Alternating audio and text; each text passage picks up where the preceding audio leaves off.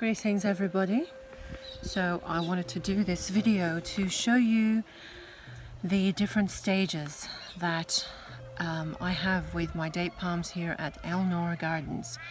Noor Gardens is a predominantly rose and date palm farm of 2 acres, so it's micro intense farming, and I'm doing things my way, very intuitive, and it's been a huge learning curve, lots of work and a lot of trial and error. So at the moment I have 3 stages of different growth periods with my date palms, and I'd like to show you what's going on with the first, and this is how I've started all of my date palms except for 15. The 15 that I originally started with in early 2018 were bought from a date farm, and these are mother stock date palms, so they are from a mother plant that has been tissue cultured and grown from culture or tissue culture. The rest of them, however, I have grown all from seed. So it's been a huge experiment. I have sourced seeds all over the world, predominantly in the Middle East. I have some date seeds, or some date palms now, from the south of Iran, Iraq. I have some from Saudi Arabia. I have some from Morocco. I have some from Jordan, and I'm hoping to get some from Israel, but we'll see about that. So over here we have over 100 date palms, tiny little seedlings. These have all started from seed, and I have a mix of dates from, or date seeds from Saudi Arabia in this mix. I have some Kamia dates. I have, what else do I have? I have some Sukari, which is one of my favorites. Kamia I haven't really tried much, but I'm all for trying and hybridizing different varieties. So these have been going for, gosh, well over a month, and this is how some of them are looking right now. We've got some crazy roots down there. So the way I start them is by wrapping them in tissue on the kitchen sink. The weather is warm, so they get going or activated easily, and then about a month or a month and a half later we have finally got shoots. So once they first start showing the first shoot, little white root, I put them straight in soil and leave them in this box with a little bit of moisture, and that's it.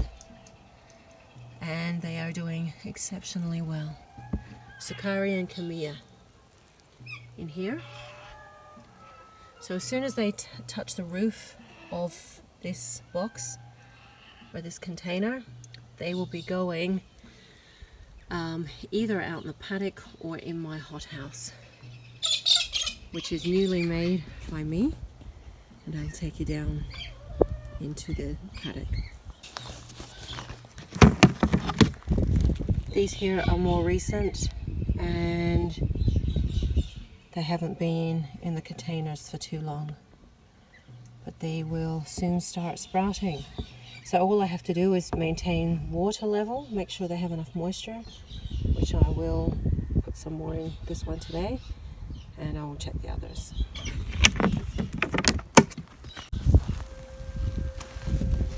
Here is my Persian part of the garden. I have Persian roses and date palms grown from seed.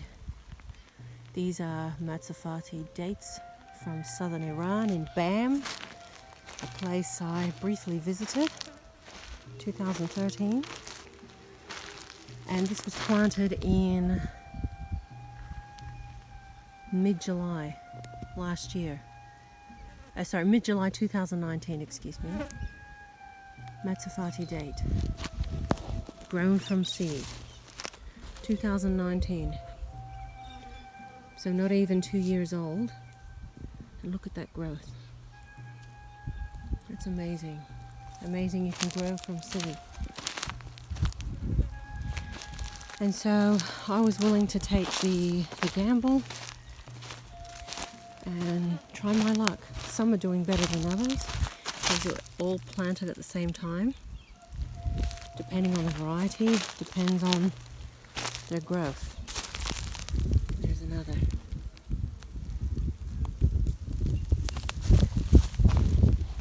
And out along here are some of the mother stock.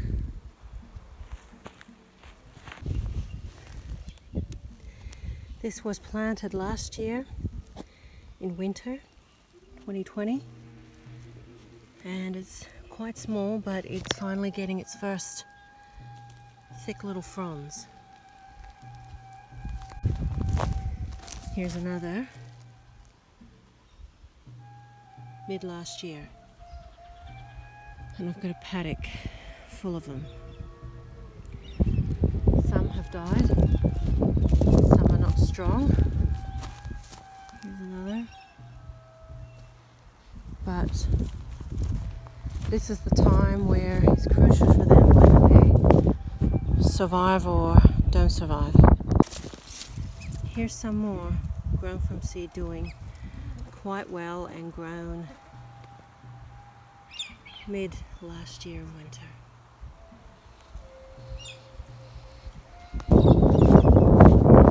Here's another doing quite well.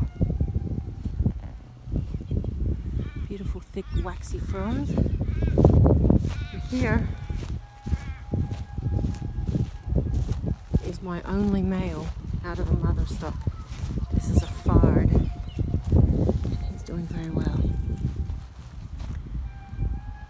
But it's hot in summer. They need constant watering. I don't have these on irrigation. I did initially, but the pipe's always blocking and too small. This is the mother stock date palms. This is Bahari. Very sweet, caramelizey type of date, which is delicious.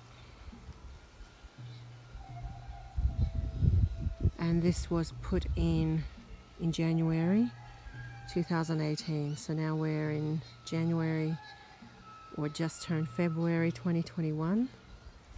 And this growth is very nice. So when I first got these, they had very kind of small, spindly little fronds. Now we have beautiful, very sharp, pointy fronds. And they are very hardy and doing well. I have another over here. They love this hot weather. So all in all, there's been some huge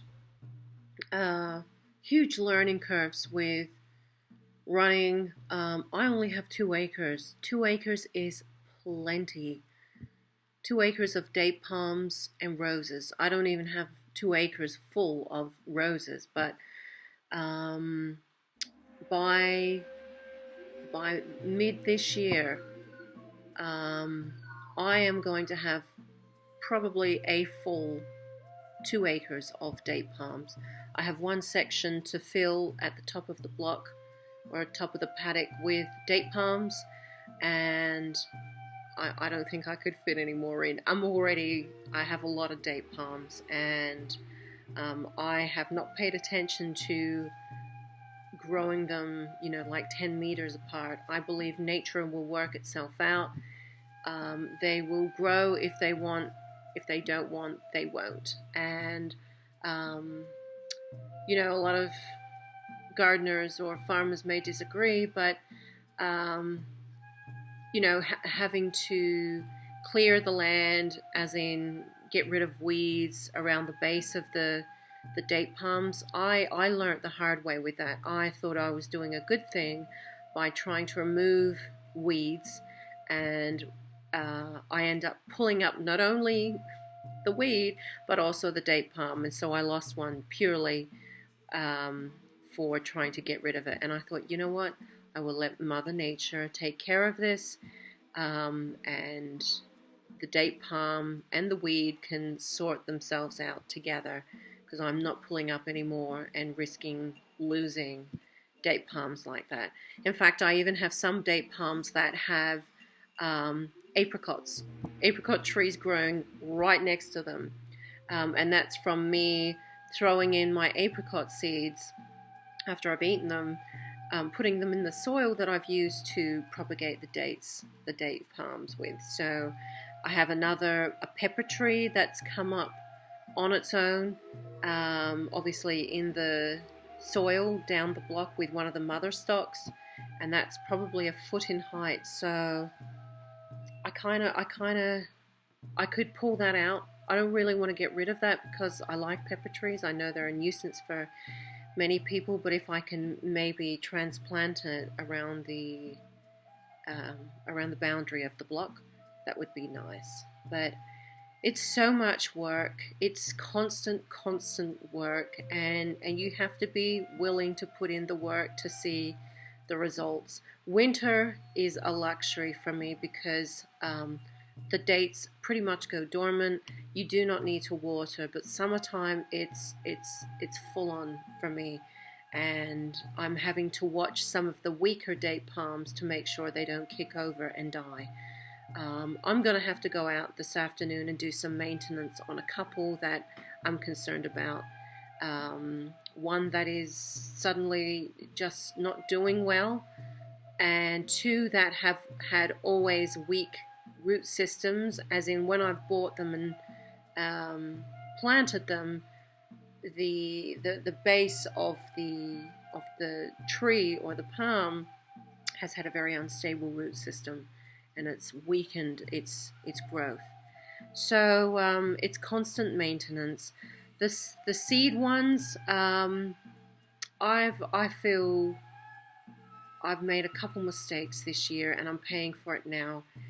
And that was due to my overcare, my overlove, or over affection for my date palms. And I thought I was doing the good thing by laying newspaper around the seedlings, the seedling date palms, and then placing weed mat.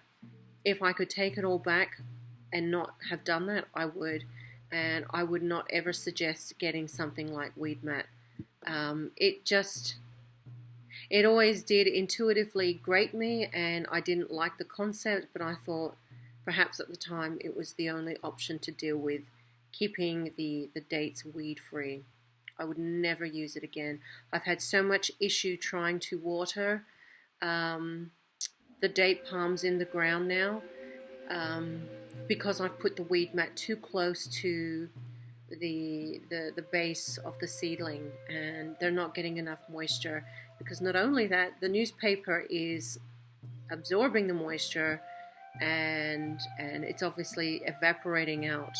But a task I'm going to, maybe I'll start today, maybe I'll start one by one, but it has to be done. I've been avoiding it, ripping up the weed mat and the newspaper, because I don't want to know what's underneath.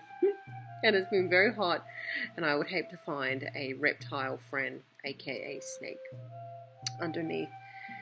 It's just not the time of year to be doing it. We've been blessed with actually a very good summer. We've only had a couple of really scorching days so far. I'm not going to speak too soon. But the weather has been quite mild. It's been nice.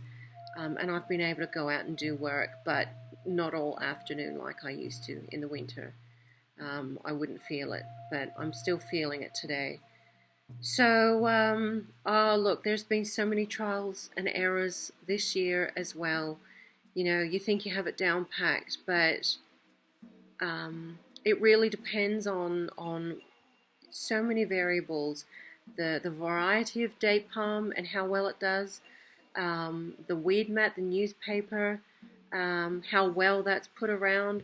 I wish I never did it. I wish I only used sawdust. How deep you put the date palm seedling into the ground. Some I haven't dug deep enough. So, you know, the ideal solution is to create a a decline so the water can run down into the date seedling. So there's so many things that I wish I had done better. And of course, I've been out irrigating by hand because my drip system is not good enough. In the winter, when I set that up, I thought it would be substantial enough to provide a good watering system, but the holes aren't big enough in the pipe. So I'm going to have to redo the holes in the pipe, and I even thought about maybe using a bigger pipe than 13 millimeter. I have so much 13 millimeter. I will keep using that, but I'm going to make a wider hole, either through a drill or burning it. I'm not sure, but I've got to do something. Because I do not want to be stuck with watering them all by hand. I don't mind doing it, but it's when I have a full paddock of them, especially in the summer when they need a lot of water, it takes hours. It'll take a good couple of hours. It is for me now. It'll take me a good 2 hours, maybe an hour for one side and an hour and a half for another, almost 2 hours. It's work, and it's unnecessary work. If I done things properly or thought more about them, then I would have saved myself hours of work. But anyway, this is what it's all about: revising, implementing revisions, improvements, learning from trial and error. And sometimes they can be painful lessons, but I'm learning, and I've got to do it right the first time, and then I won't have to fix it a second or third time. So so that's where we're at. So I've got to go now. I want to go and fix these poor date palms that are struggling, find out what the problem is with one of them, and then go and deal with the other two that are quite weak. So that's where we're at. I hope you have found this informative, seeing the different stages of date palm growth. And like I said, if you think about doing something yourself, maybe not date palms, there are so many factors and variables that go into it other than just growing a date palm and thinking it's going to grow. No, it's knowing your environment, knowing your soil, knowing your temperatures, knowing your cultivar or variety of date that you're using. Like, it's endless. So anyway, all the best with your own gardening journeys, and I better go back out in the garden.